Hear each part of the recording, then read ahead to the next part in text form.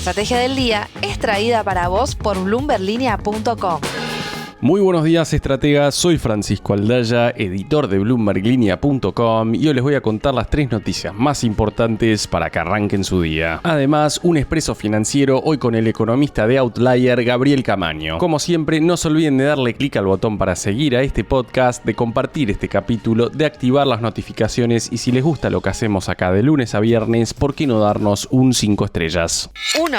Otros 109 millones de dólares que vendió ayer el Banco Central, mientras evidentemente se desarma el carry trade y el mercado apunta a novedades en el esquema cambiario con el acuerdo con el FMI. Pero si volvemos a lo que le dijo el propio Milei a Bloomberg Línea la semana pasada, recién a mediados de abril sería que llegaría ese acuerdo técnico con el FMI, lo que despierta la pregunta de cómo hará hasta entonces el Banco Central. Sobre eso mismo le preguntamos al economista Gabriel Camaño, así que no te pierdas el expreso financiero de este miércoles. Pero antes, comentarte que abril también nos va a traer el comienzo de la cosecha gruesa, un alivio para las arcas de la autoridad monetaria mientras se espera por los desembolsos del fondo. Se proyecta que el sector aporte este año unos 30.800 millones de dólares por exportaciones, esto según la Bolsa de Comercio de Rosario. De ese total, 24.600 millones de dólares irían al mercado libre de cambios y 6.200 millones de dólares al contado con liqui por el dólar blend. Dicho sea de paso, ¿habrá novedades sobre el dólar blend en el nuevo programa con el fondo? 2.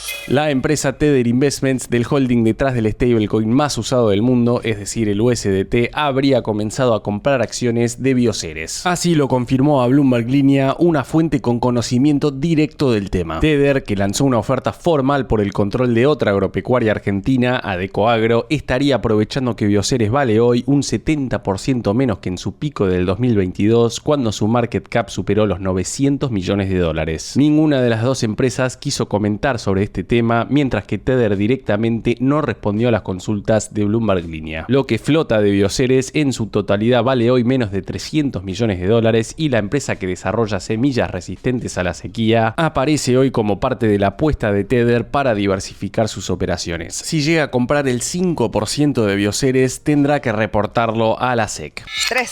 Los grandes bancos de Wall Street creen que la caída de las acciones en Estados Unidos ya terminó, aunque sus pares europeos no están del todo convencidos de que así sea. UBS y HSBC, por su lado, advirtieron ayer sobre más desplomes en el equity norteamericano. El banco suizo prevé una caída adicional del 8% en el S&P 500, mientras que el HSBC rebajó su calificación para la renta variable estadounidense. Sin embargo, gigantes de Wall Street como el JP Morgan y Morgan Stanley son más optimistas. Según reportó Bloomberg, el primero de los dos bancos dijo que la mayor parte de la caída de las últimas 3 semanas se produjo en las 50 empresas con el mejor desempeño del S&P 500. Hecha esa corrección, que borró ganancias de los últimos 2 años para esas empresas, el riesgo de otra liquidación violenta debería ser bajo en el corto plazo. Y para el Morgan Stanley, un dólar más débil debería mejorar las perspectivas de ganancias para las empresas estadounidenses, lo que podría revertir la enorme rotación que hemos visto en los mercados globales desde comienzos de año. Pero a todo esto, ¿qué pasó ayer? Te comento. En primer lugar, la confianza del consumidor en Estados Unidos cayó a su nivel más bajo en 4 años. Eso fue en parte lo que hizo que los rendimientos de los T-bills se dieran ante mayores apuestas de recortes de tasas por parte de la Fed, haciendo a la vez que cayera el dólar. También tuvimos una caída en el petróleo por el alto el fuego parcial entre Ucrania y Rusia, mientras que el cobre estadounidense tocó un máximo histórico ante especulaciones sobre nuevos aranceles. Pasando en limpio, con los aranceles recíprocos de Trump llegando en abril, el mercado sigue en modo incertidumbre y especulación, dejando un entorno de alta volatilidad. En las últimas horas, por lo pronto, tuvimos la noticia de que el presidente republicano podría imponer aranceles secundarios del 25% a países que compren petróleo de Venezuela. ¿Logrará Trump revertir el déficit comercial de Estados Unidos? ¿Podrá repatriar la cadena de suministro de la industria? ¿Le estallará antes la inflación? Y quizá más importantemente, ¿aguantará la economía global toda esta tensión? Son incógnitas por el momento. Antes de pasar al expreso financiero, veamos rápidamente cómo van a abrir hoy los mercados. El S&P Merval subió 2,2%, fue una jornada más verde verde que roja para las acciones argentinas en Wall Street, con subas de hasta 7,9% para Superviel y caídas de hasta 0,4% para Despegar. Los bonos ley Nueva York cerraron con verdes de hasta 0,6%, el dólar blue va a abrir cerca de los 1.295 pesos, el MEP en 1.296 y el contado con liqui cerca de los 1.298 pesos. El Banco Central, por su parte, vendió ayer 109 millones de dólares, mientras que el riesgo país va a abrir cerca de los 771 puntos. Expreso Financiero. Y ahora una breve entrevista con el economista de Outlier, Gabriel Camaño. Gabriel, mi primera pregunta es si coincidís en que el inicio de la corrida de los últimos días se debió a la perspectiva de cambios inminentes para el crawling peg.